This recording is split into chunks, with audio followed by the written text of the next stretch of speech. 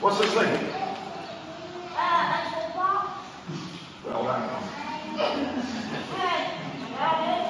What's this?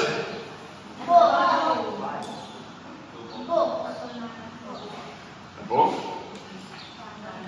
Bible? Give me a toolbox. Have you thought of that? A book being a toolbox. Hey? You can learn from a book. You can learn from the tools. You can work with tools, and you can work with a book. One of the hardest things I have to do is to get this to talk to that, to use that. Because I'm a this person. I like to use my hands, and I learn by my hands more than I learn through my eyes, and my ears, and my mouth, and my nose. All those other things. If I don't listen well, I don't look good. No, I don't look good. We need a toolbox. In my training as a mechanic, I'm always working with this box. What do I use this for? Yeah, that's what it is. What do I use it for? What do I use that for?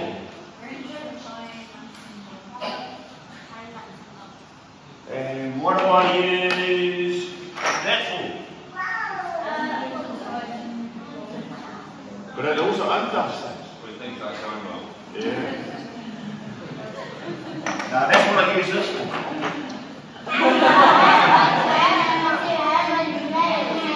Now I maintain that a good mechanic knows how to use this. A bad one doesn't know how to use it. Because you can do so much with this tool. You can damage so much, but you can put things together so much and pull things so much. But you can do the worst damage with this thing. And all these tools, they all do damage. And I think that's one of the things that I want you to remember, that this book can correct us and make us into people that we should be. Like that toolbox. Can fix tools and fix cars and fix so many things. Now different trades have different tools. What does an electrician have? Don't say no brains.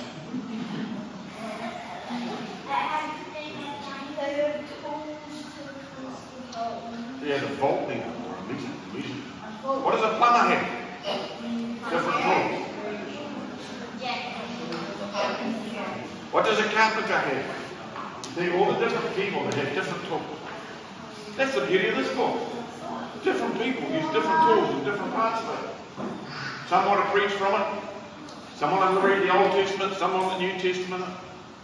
Some want the parables. This is a parable. Alright? So, there are lots of things. And there are lots of good things that we can learn from here.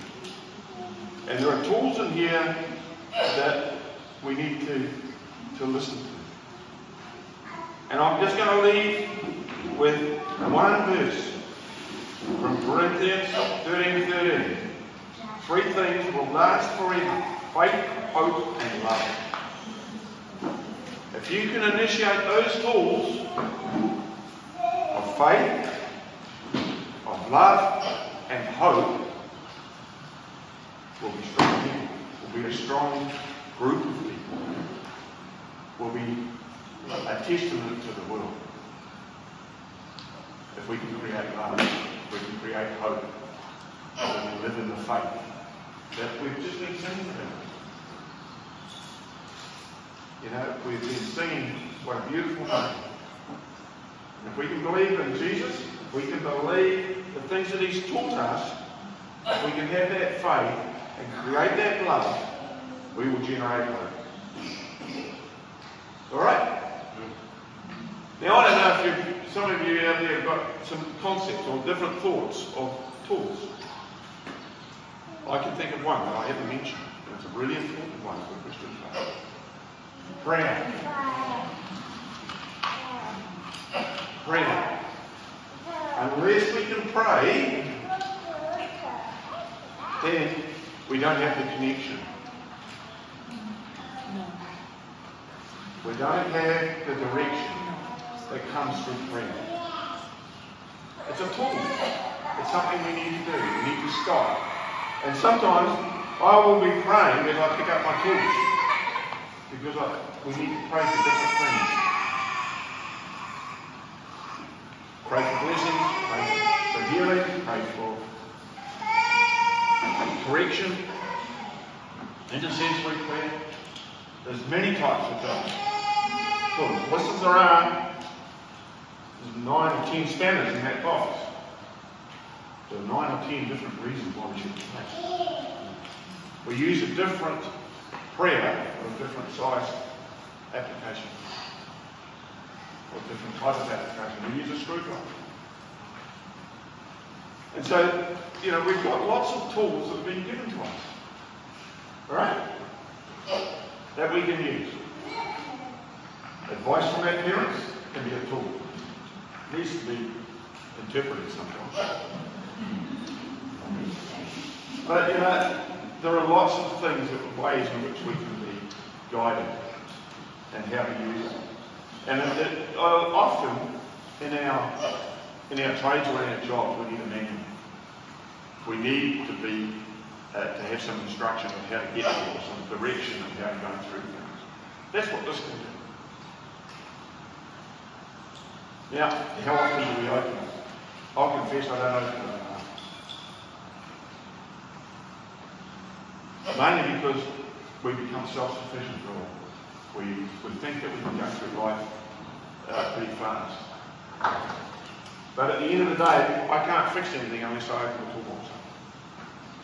That came here closed, so we have to open it. Alright, so whenever you see some tools, I want you to think of this book. Alright? When you see these tools and you think what God can do for us through His Spirit, through His giftings to us. He can correct us and direct us, He can heal us and mend us, He can guide us and show us, He can do so many things. It's a thought that I've been pondering on over the year, really. And I often start thinking about things that I might be able to share during the year. Anticipate the opportunities to be able to share. And you'll find that you'll get those opportunities through your workplace or whatever. Plan for it. But if I go out to a breakdown, it's a waste of time going without a toolbox. If I go out to a job and I don't take a toolbox, I might as well be Joe Block. So you have to take a toolbox. What do you want to make a toolbox to be? And I have to choose that some days too when I go out. I don't know that I need all those spanners, but I always take them with me. And they will only do a certain job. This will only do a certain job. This needs a group of people to fellowship behind, get together with, and to be encouraged by. That needs to be increased or added to for different types of jobs. I can go corporates from there, or we can go sledgehammer, or there's lots of tools that we haven't always got in our different tools. But we can get it when we get to a wider facility, a wider space. Or we take it back to the workshop. Sometimes we can't do it out on the field. We've got to go back into the church, or we've got to go back to meet with someone, get some help. And so the toolbox is not always the only thing. There's often a command or there's a backstop to it that you need to do. And I think that's sometimes a little bit embarrassing. You've got to go back to one of your workmates and say, give me a hand. To one of our fellow Christians, give me a hand. I can't do this job on my own. And so, toolboxes are not always the only thing. We need those other people around us. So, kids might be been over here sometimes. Big kids might be down under here. Because there's no theology in it. It's just practical. But, I just want to leave that thought this morning. When you see a toolbox, have you got the right toolbox? And are you using the right tools for the job?